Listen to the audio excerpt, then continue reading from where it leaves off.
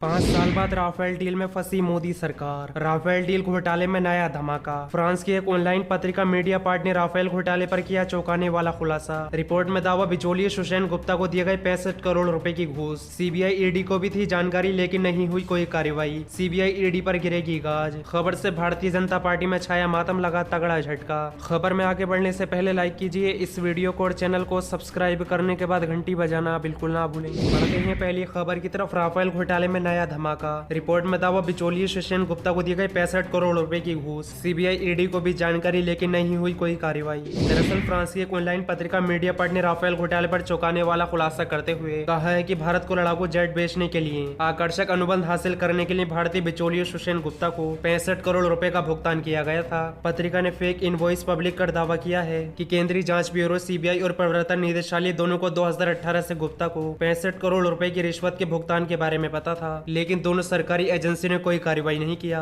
Report में दावा किया गया है कि दस्तावेजों के होने के बावजूद भारतीय एजेंसी ने मामले को आगे नहीं बढ़ाने का फैसला किया। रिपोर्ट में कहा गया है कि इनमें ऑफशोर कंपनियां, संदिग्ध अनुबंध और फेक चालान शामिल है। मीडिया पार्ट खुलासा कर सकता है कि केंद्रीय जांच ब्यूरो सीबीआई और प्रवर्तन निदेशालय ईडी के सहयोगी के पास अक्टूबर 2018 के सबूत हैं कि फ्रांसीसी विमान फर्म डसोल्ट ने बिचौलिए सुषेण गुप्ता को कम से कम 65 करोड़ रुपए का सिगरेट कमीशन भुगतान किया है। मीडिया पार्ट के मुताबिक कथित फेक चालानों ने फ्रांसीसी विमान निर्माता डसोल्ट एविएशन को भारत के साथ 36 राफेल लड़ाकू विमानों का सौदा सिक्योर करने में मदद के लिए गुप्ता को सिगरेट कमीशन कम से कम 7.5 मिलियन यूरो यानी करीब 65 करोड़ रुपए का भुगतान करने में सक्षम बनाया। हालांकि इन दस्तावेजों के मौजूद होने के बावजूद भारतीय एजेंसी ने मामले में दिलचस्पी नहीं दिखाई और जांच शुरू नहीं की। बता दें कि भारत ने फ्रांस से 59,000 करोड़ रुपए में 36 राफेल विमान का सौदा किया था। गुप्ता को भाजपा समर्थक और स्वयंभू धर्मगुरु जग्गी वासुदेव का करीबी माना जाता है। बढ़ते हैं अगली खबर की तरफ। मेघालय के राज्यपाल बोले, कुतिया भी मरती है तो दिल्ली के नेता शोक मनाते हैं। 600 किसान मर गए फिर भी ये चुप हैं। दरअसल मेघालय के राज्यपाल सत्यपाल मलिक ने एक बार फिर से मोदी सरकार पर गंभीर आरोप लगाए हैं। उन्होंने प्रदर्शनकारी किसानों के प्रति सरकार के रवैये पर सवाल उठाए हैं। मलिक ने जयपुर में एक कार्यक्रम में भाषण देते हुए कहा, देश में इतना बड़ा आंदोलन आज तक नहीं चला